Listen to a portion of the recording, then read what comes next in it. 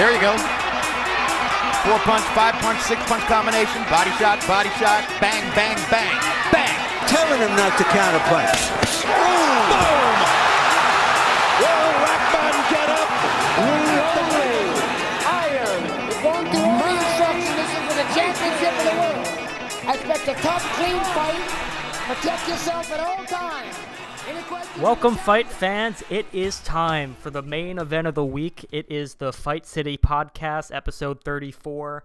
Well, not quite the main event of the week. We're dealing with the Clash of the Dunes on Saturday, Joshua versus Ruiz II, the rematch of one of the biggest upsets in the last 20 years, especially in heavyweight boxing. Anthony Joshua coming off his first career loss to Andy Ruiz, who pulled off the upset despite staggering odds. I think he was an 11-1 underdog, maybe as much as a 15-1 underdog.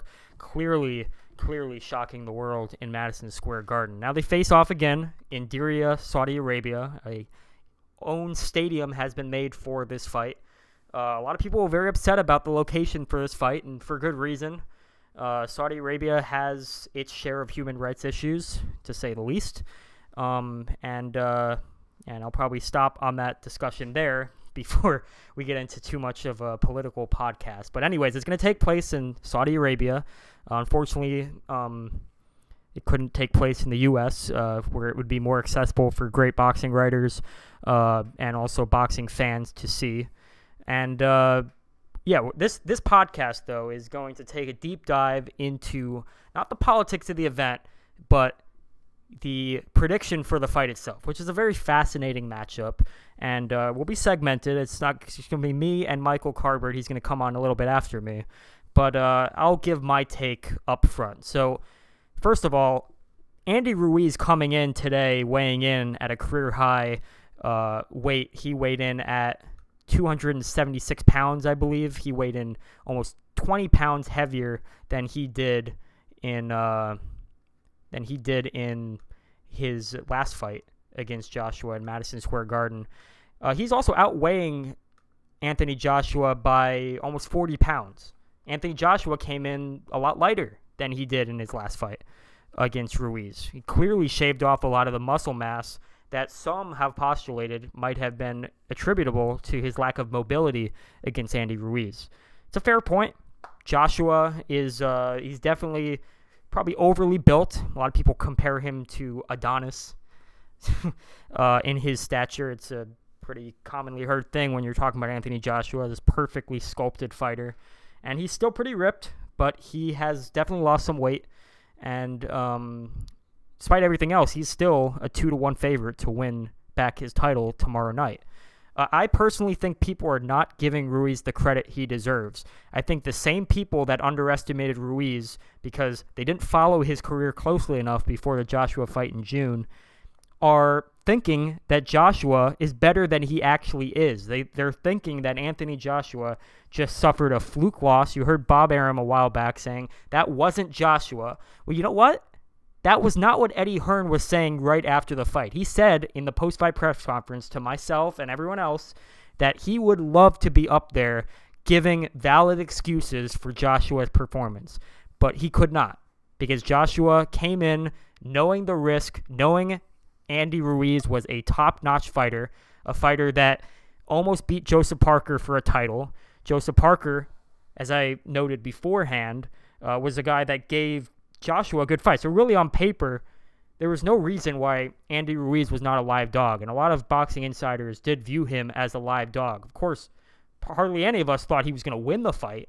But when you really look back at it, and when you look at some of the fights leading up to it, Anthony Joshua, he was masking some real serious technical vulnerabilities behind his explosive knockout power. And that's unfortunately the nature of the game.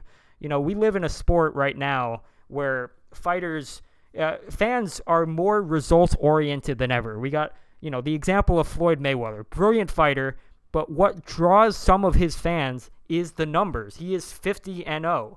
What draws some of Deontay Wilder's fans, I'm not saying Deontay Wilder is a bad fighter. I'm a huge fan of Wilder, is just his spectacular manner in which he demolishes his opposition.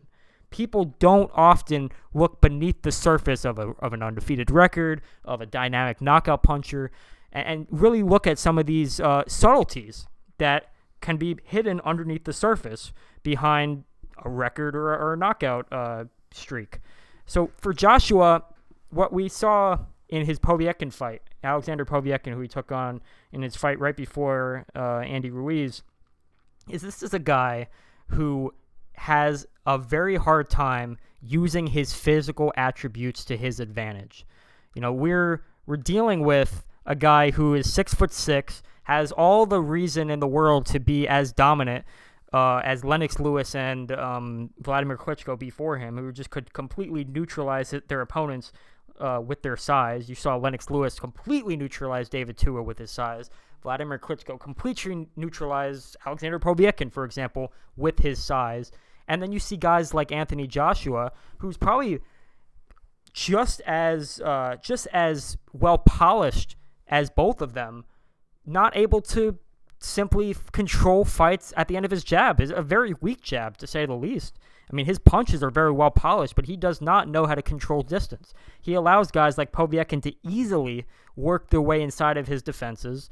Guys like Andy Ruiz to easily out-jab them. I mean, watching the fight again, I was surprised how easily Andy Ruiz was out-jabbing Joshua, landing it to the body of the head, getting inside easily. Joshua, these are some of the intangibles, learning how to control distance and use your size, that are not taught in 6 months. Okay, so Joshua could lose that muscle mass in 6 months, no problem. I mean, obviously a lot of hard work went into that, and be a more mobile fighter. And maybe do a better job because of it. And maybe even be more mentally focused. But the things that I really believe held him back in their first fight in June, I don't think can be easily corrected by trainer Robert McCracken in 6 months. Emmanuel Stewart, for example, the monsters he's turned Lennox Lewis and Vladimir Klitschko, rest in peace, Emmanuel Stewart, by the way, the monster he turned Lennox Lewis and Vladimir Klitschko into, that was not a 6-month project. He got Vladimir Klitschko after Klitschko lost both to Corey Sanders and Layman Brewster. He took on the Klitschko case, took him on, I believe, early 2005, before the Sam Peter fight, maybe Alicio Castillo. And Klitschko didn't become the dominant heavyweight that he was for almost a decade until late 2006 or against Chris Bird. That was the start of it. That's when he started. It took a year or two to get him in the position that he was, where no one could get inside of him. Lennox Lewis, for example, when Lennox Lewis was first taken on by Emmanuel Stewart, he was coming off a knockout loss against Oliver McCall. He was also struggled to win a lot of rounds against Frank Bruno, and ultimately prevailed with natural athleticism and power. But it wasn't until, really probably the Holyfield fights that Lennox Lewis could completely control smaller fighters with his size. And you really saw that, as I mentioned earlier, against David Tua. That wasn't the case before with without Emmanuel Stewart. So with Joshua, I think the key to victory, if he's going to be able to compete at this level, particularly beat Andy Ruiz, he might need a new trainer. Nothing against Robert McCracken, but he might need a new face in there, or at least a new trainer in the camp. And he needs more time to work on specifically what bedeviled him in the Garden in his U.S. in his first U.S. appearance back in June. I think mentally he might come in more determined, but there's also a mental weakness in there that he's facing a guy that knocked him out and humiliated him in front of the whole world back in June. He's going in a fight where he has everything to lose potentially. He needs to win this fight to salvage his career, at least in the short run, because in this day and age, a loss is so horrible for anybody because boxing fans are the way they are. I don't like it either, but you can't really lose at that level with the level of social media criticism and harassment that you'll face and expect to come back a serious name. It's difficult, and Joshua would have a hard time finding his way back to the upper echelon of the division if he loses twice to Andy Ruiz. So he knows he's got to win this fight. He also knows that he's got to do it by staying away from a guy's power that was very difficult to elude in the first fight. His biggest moment in the first fight was immediately succeeded by being dropped to the canvas by a counter left hook followed up by a combination. So what he's got to do, I think, is too tall of an order for him to do on a 6-month period. I think Joshua's career, unfortunately, it got off. I think he was rushed a little bit. I think his knockout power and his charisma, his good looks, his physique, everything. I think they masked some of the things that should have been developed a little bit further. I mean, I think the Dillian White fight was a perfect fight at that stage of his career. He got rocked. He lost. He came in. He came in without the jab. He got countered by a left hook by the smaller fighter. That shouldn't have happened. He should have had time to learn from that fight, develop into a better fighter, not win a title against Prince Charles Martin, but instead have several more fights and then eventually, take on fighters of a higher caliber, and then with the intention in mind to get rid of some of these technical shortcomings. But that wasn't the way his career panned out. He became a superstar instead, made a ton of money, great for him. But the reality of the situation is that now he's going to have to reverse engineer the issues that he previously didn't fix. And in 6 months, I don't think he's going to be able to do it. I think he's going to put a better effort. I think he's going to definitely focus on trying to keep Ruiz outside and take less risk as a result, and win more rounds maybe earlier. But there's also the mental aspect of, he's talking like one of them is going to get knocked out. Andy Ruiz, surprisingly, is the one that says if the knockout comes, it comes. I was surprised Anthony Joshua sounded like he wanted this was going to be a war. I mean, maybe that's a mental game, but if he thinks this is going to be a war, that implies he's going to mix it up, which is the worst thing he can do, in my opinion, against Andy Ruiz, who is faster than him, who is smarter than him inside, and is just susceptible to landing punches that Joshua does not see coming. And it would be a long night. It'd be a risky night for Joshua if he does that. On the other hand, that also gives him the best chance to utilize his best attribute, which is his punching power. Joshua is one of the biggest punchers in the heavyweight division, and more than that, he is a guy who could really crack and really put together crisp, well-educated combinations. He's a very good offensive fighter. Unfortunately, he does that at the expense of losing his height, not controlling distance properly. He doesn't fight like a guy who's 6'6" and has the reach that he does. He fights like a guy that's much smaller and knows how to crack inside. And unfortunately, he's just not built to have that kind of speed, both in his hands and feet. And I think Ruiz would get under his punches and counter effectively and maybe even knock him out again if that's how he comes out. My prediction for the fight, I think Ruiz will win one way or another. I think he's going to win a decision this time. A competitive fight, not a lopsided decision, maybe 116, 111. I think he's going to score at least one knockdown. Probably win 7 to 8 rounds in there, maybe even more. But I wouldn't be surprised if Ruiz gets him out late, or if Joshua, is fighting stupid again, or is fighting emotionally charged, which is a possibility given his recent interviews and what I've gathered from what he said, which I could be completely wrong. Ruiz could repeat what happened in June and score a knockout by the 7th round or even earlier, if that happens, because Ruiz is a very dangerous puncher. More than that, he strings them together very well. I think it's a very fascinating matchup because Joshua is still a big puncher, and Ruiz was hurt and knocked down by Joshua before. Joshua has the power to hurt him. He's still clearly in the fight in terms of having a puncher's chance, but in terms of winning the fight as the technically superior fighter, I don't think he has it in him at this stage in his career. I think he still has a lot of work to do to become the kind of fighter needed to be able to outbox an Andy Ruiz for 12 rounds. Surely he could keep him on the outside of the jab, win some rounds like he did in the first couple rounds. But I think Andy Ruiz is technically superior to him right now. And without getting knocked out by a huge shot by Joshua, which is a definite possibility in there, I think Andy Ruiz will either win a decision or he'll win by knockout again in the Clash of the Dunes on Saturday. And all right, so now next up we're going to have Michael Carbert, the editor-in-chief of the Fight City, doing his separate prediction of what's going to happen Saturday, and I will pass it over to Mike. I expect a tough, clean fight. Protect yourself at all times. Any questions from the challenger? First, Alden, I think a few words need to be said about where this fight is taking place. The big rematch between Anthony Joshua and Andy Ruiz Jr. is taking place in Saudi Arabia. Saudi Arabia. Who would have foreseen that? This came out of the blue this past August. And at least for most of us, it was a big surprise. And there's only one reason why this fight is happening in Saudi Arabia. It's because this immensely rich country gave Eddie Hearn a $40 million site fee.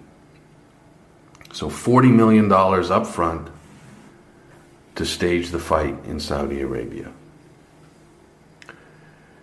And I, for one, have difficulty with the fact that a very rich and powerful country that engages in all kinds of human rights abuses is using boxing to make people forget about what it is guilty of. I mean, there are those who say this is nothing new. Come on, boxing has had its dealings in the past with corrupt nations.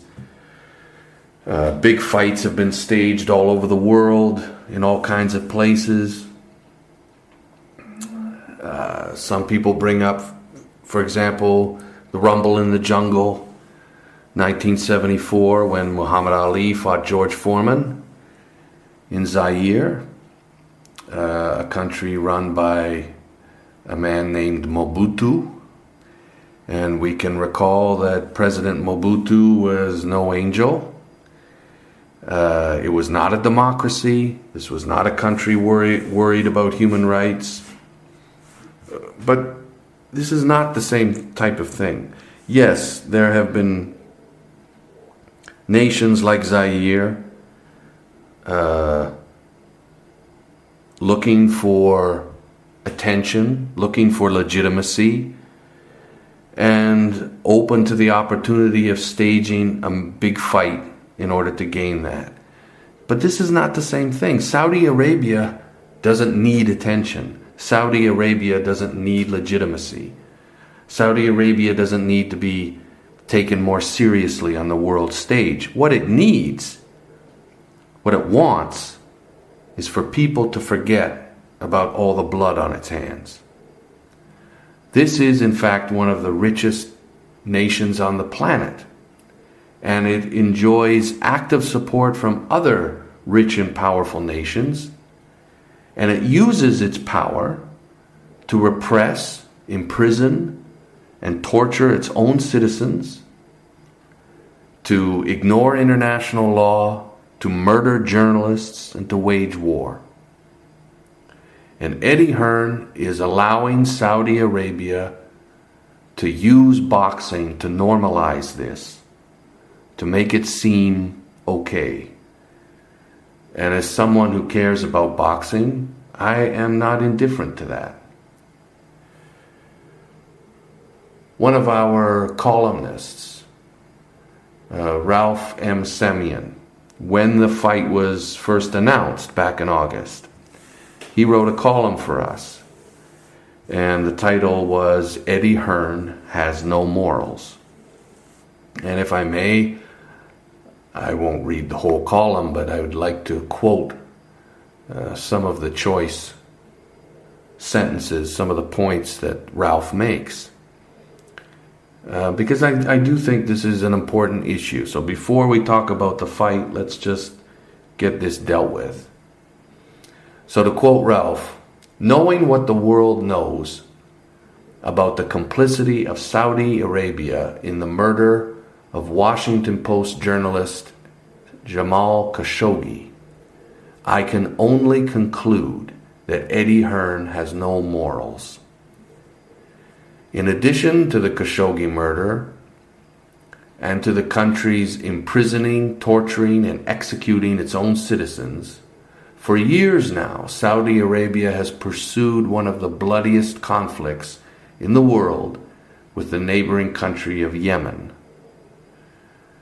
Recent figures show that conflict's death toll is approaching the 100,000 mark, and the overwhelming majority of those casualties are civilians, men, women, and children.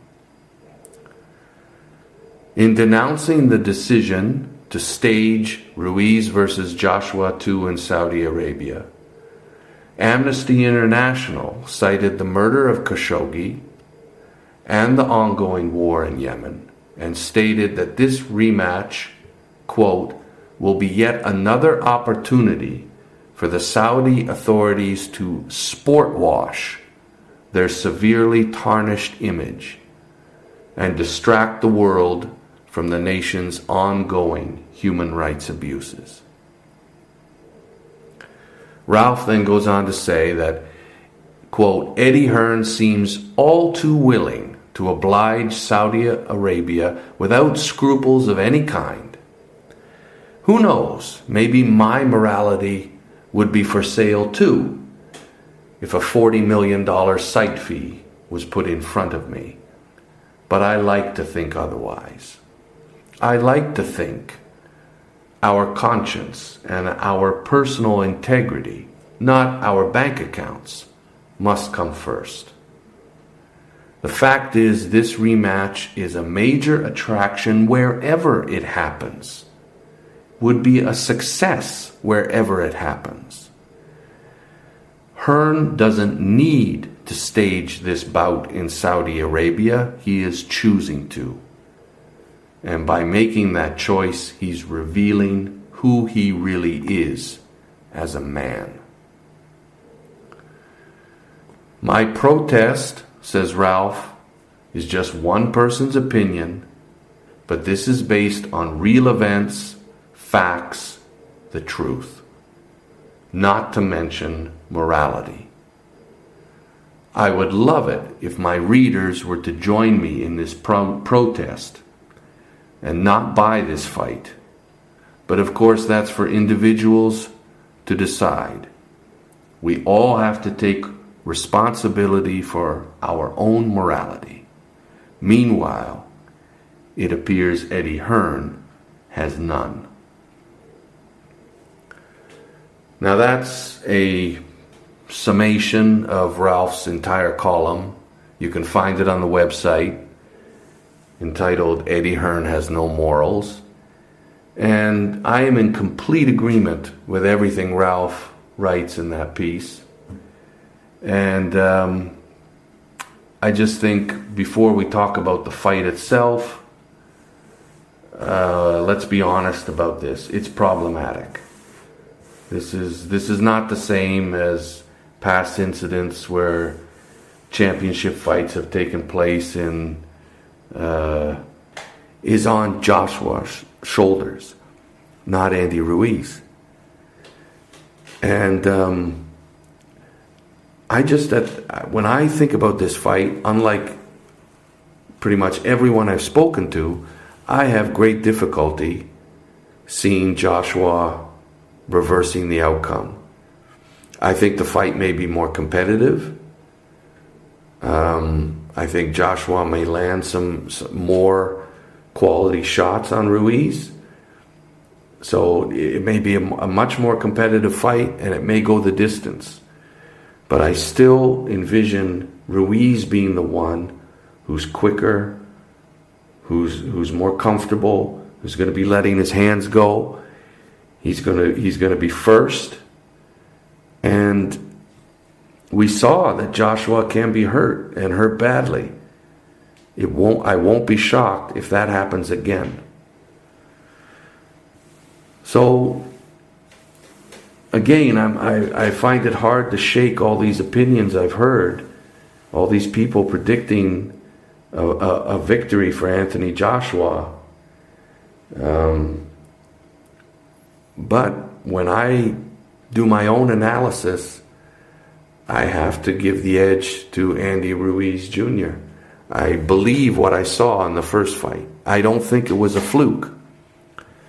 And I think everyone underestimated Ruiz. The fact of the matter is he's a very talented boxer, and I think his style and his skill set create real problems for Joshua. Again, I expect a more competitive fight, but I got to go with Andy Ruiz Jr. Making it 2 in a row over Anthony Joshua. I'm going to say Ruiz by late round TKO.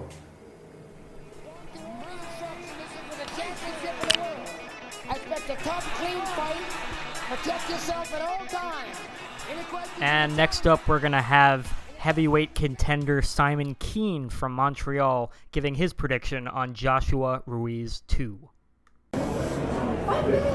So, I'm with Simon Keane, who's got a big fight coming up on December 7th at the Bell Center. Since you're a heavyweight, there's another big heavyweight fight coming up. The rematch between Anthony Joshua and Andy Ruiz. Andy Ruiz. What is your take on that rematch? You think it's going to be a different result, different outcome? Yeah, I think I'm just going to beat him. Yeah? For sure, yeah. Just it was just an upset last fight, but I think this time he's going to beat him really easy. So you really feel that the first fight was kind of a mistake? Yeah. It's more Joshua not being prepared?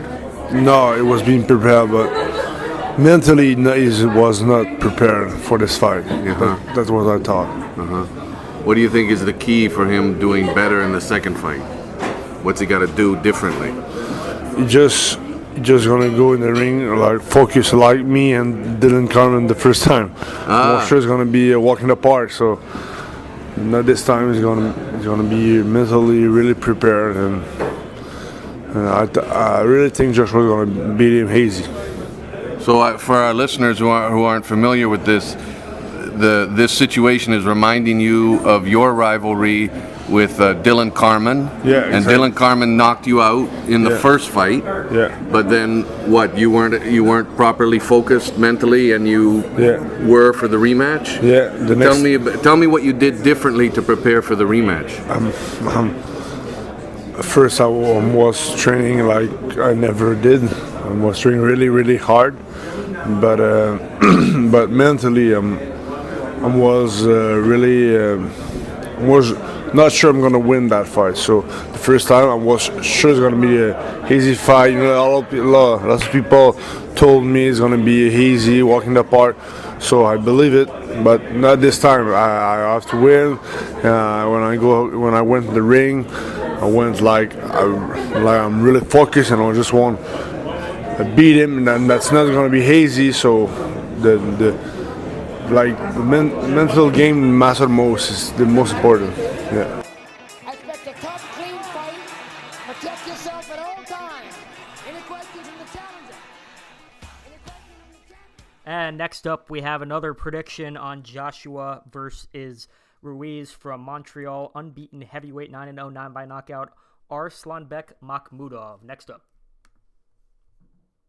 So as a heavyweight, I imagine you saw the first fight between Anthony Joshua and Ruiz, right? Big upset.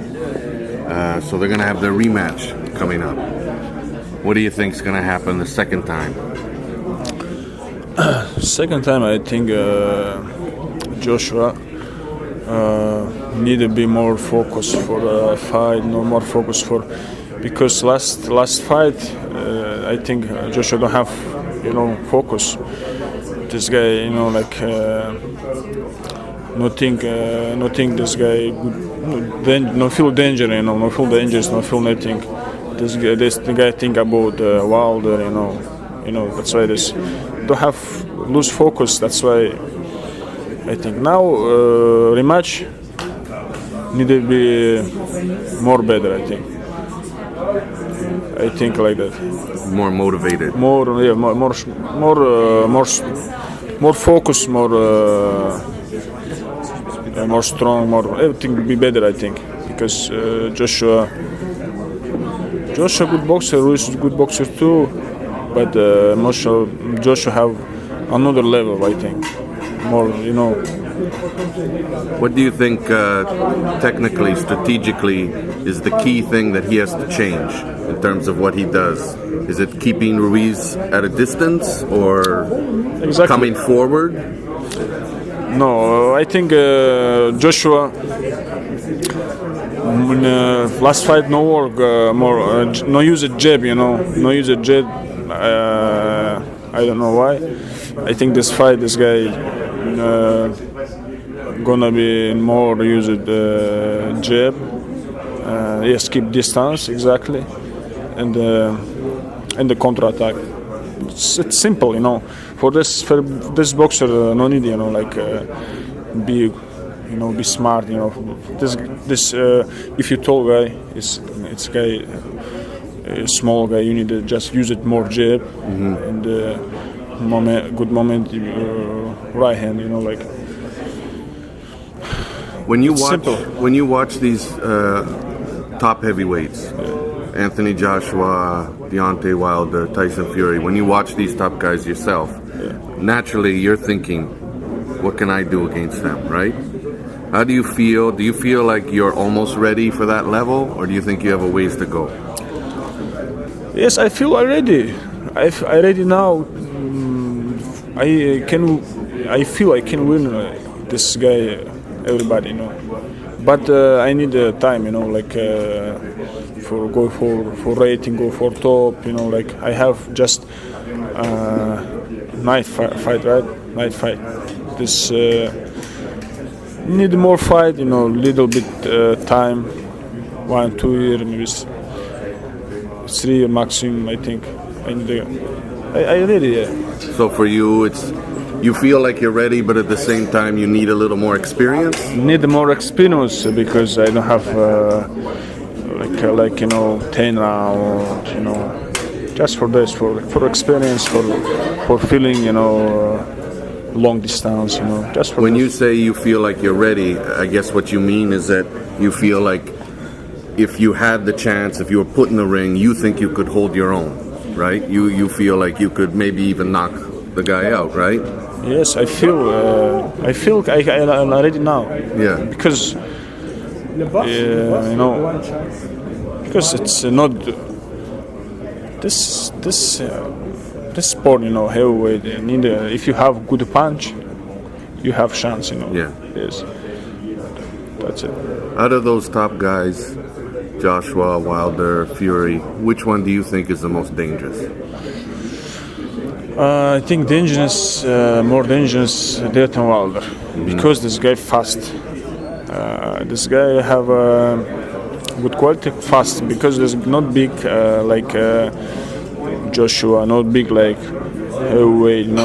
This guy like cruiserweight. Yeah. That's why this guy's fast. This guy more dangerous. Yeah. Because for heavyweight, it's dangerous. If you fast, if you have speed, it's dangerous for any heavyweight. It's problem for any heavyweight. Wilder gets criticized a lot because he doesn't have much technique, but his power, I guess, makes up for it. In your view? Yes, this guy have just not big technique maybe, but have just right hand, long and fast. This is. I think if you have good defense, if you like, I know you know that this guy do just right hand. That's why. Did Tyson Fury expose him a little bit though? Tyson Fury, I don't like this. I don't like boxing Tyson Fury, because Tyson Fury too much weight,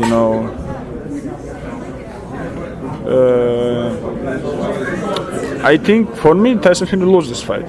Okay. Yeah. You prefer a fighter who comes to rumble, comes to. No, because this guy took time and go down, right? Right. Yes. Okay. This guy like just did just punch, Right. Just jab. Yeah. Not continue, not just move. You can all fight move. Yeah. for win. You know. You don't give points for moving. Yeah, you give points for punching. Yeah, you need to. If you move, you need punch too. You need to fight. You know. Great. Thank you very much. No problem. Clean fight. Protect yourself at all times. Any questions from the challenger? And next up, we have former WBO world champion Otis Grant, now running a boxing gym out of Quebec. He's going to be giving his assessment of Joshua-Ruiz II. I'm here with Otis Grant, former world champ, co-owner of the famous Grant Brothers Gym in Montreal. And I want to get your take on the rematch, Anthony Joshua versus Ruiz II. What's your take? Well, you know what? I think if Joshua don't win the rematch, then he's in a lot of trouble. I think he should have won the first fight. Everybody thought he was gonna win the first fight. That's probably one of the biggest upset in heavyweight boxing history. I know there's been a few of them, Buster Douglas, Mike Tyson. That's on the same scale of what an upset that fight was. But there's stuff that came out after the fight that he was knocked out in training camp, and he was in Miami training. He got knocked out in sparring. His father wanted to stop the fight from moving forward, but they couldn't because it was all committed and all that. So I heard after the fight when his father ran into the ring and he was lighting somebody up, cause he knew that Eddie Hearn, I think, that his son was hurt and shouldn't be in the ring. But my personal opinion on the first fight is I think that Joshua took this guy too lightly. He thought it was gonna be a walk in the park. And this sport, you can never take your opponent light, cause when you're saying it's an easy fight, that guy is on the other side of the coin saying shit. This is an opportunity of a lifetime, so he's gonna do what he's got to do to get in shape to be the best he can be on that night, and that's what Ruiz was at that night. He was good, he was quick, he was there. He wasn't a guy that's gonna. Josh probably thought this guy looks like Santa Claus. I'm gonna hit him, he's gonna fall down, the fight's gonna be over, and that didn't happen. So I think if Joshua takes this guy seriously and do proper training and he's not in fun in the sun, Miami partying and training all at the same time, then I think he should be able to recapture his title and get redemption on that loss, because that was a terrible loss. Yeah. Are you any chance though we're selling Ruiz short? I mean, he definitely showed he's got skills, Ruiz hand got speed. Skills. He's quick. He has some of the fastest hands that I see out there on any heavyweight. So it's just that he doesn't look like a prototype boxer. You don't look at this guy and think he's a heavyweight. He's a boxer, much less a heavyweight champion of the world. Just because of his physique. But I think that's where Joshua went wrong the first time. He saw this guy and said, "Oh, it's an easy fight, and I don't have to work too hard to get by this guy." And he was the guy at the end of the fight that was shocked and amazed, because this guy was there. This guy came to fight. This guy beat him. Well, okay. So if you're picking Joshua to win the rematch, what do you think is the key? What's he got to do differently from the first fight that can ensure that he'll get that win? From what I remember from the first fight, he was a little bit lethargic. He wasn't putting his punches together. He's got to be a little bit sharper. He's got to take his opponent more serious, and he's got to be I think if he fights the way he can fight, working the body. Ruiz got to be soft in the body, working off the jab, doubling the jab. Ruiz is shorter than he is, and making it difficult for this guy to come in and hit him. I don't think he should have any problems. I don't think he should. I didn't think he would have any problems in the first fight, but because of whatever circumstances were on his side, it just wasn't his night, and he didn't look like he was prepared. You brought up the fact that Joshua may have been knocked out in sparring during training. You had a long career, both amateur and pro. Did that ever happen to you before a fight? No, not really. I mean, I've gotten cut, my, let's say, a swollen eye, that kind of stuff that caused the fight to be delayed or postponed or canceled, but never knocked out in training weeks before a fight. That's never happened. And also when you're in training camp, your training camp, your first couple of weeks, first couple of sparring sessions, hard. Like trying to get there, trying to get the tone of the guys you're working with, and trying to figure them out. And then once you get by the first week or two of sparring, like it's pretty downhill from there. Like you're doing the work, but you know what your opponents, what the guys that you're working with, what they have to bring. So. Like, it's not as difficult. And then as camp goes on, you taper back your work. So you cut down your sparring. You'll go from maybe 8-10 rounds, like with like 3 weeks, 4 weeks left in camp, to down to like 6 rounds of sparring, like, and then you do the rest of your work on the bag and all that. But like in the beginning of the camp, when I used to do the camps, my main sparring was in the beginning of camp, not towards the end, right near the fight. I never, like, sometimes a week, 2 weeks before a fight, I wouldn't spar. I got my work in. I'd run, I'd hit the bag, I'd hit the mitts. But I wouldn't take the chance of sparring that close to the fight and getting injured, So in other words, if you manage your training camp properly, that shouldn't happen. And for you, it didn't happen. No, it never did. Yeah. So you're picking Joshua to get the rematch win, distance or stoppage? Well, you know what? It would be nice to see him get a stoppage on Ruiz. I don't know if Ruiz has ever been stopped, but he's a good guy. He's got good hand speed. I don't know. I just think that if Joshua don't win this fight, his career is gonna be downhill from here. It's gonna be over. Yeah. So if he doesn't win the rematch, if he wants to redeem himself from that first fight, he's got to win. He's got to win convincingly, and by winning convincingly, he's got to knock him out. Thanks, Otis. Perfect.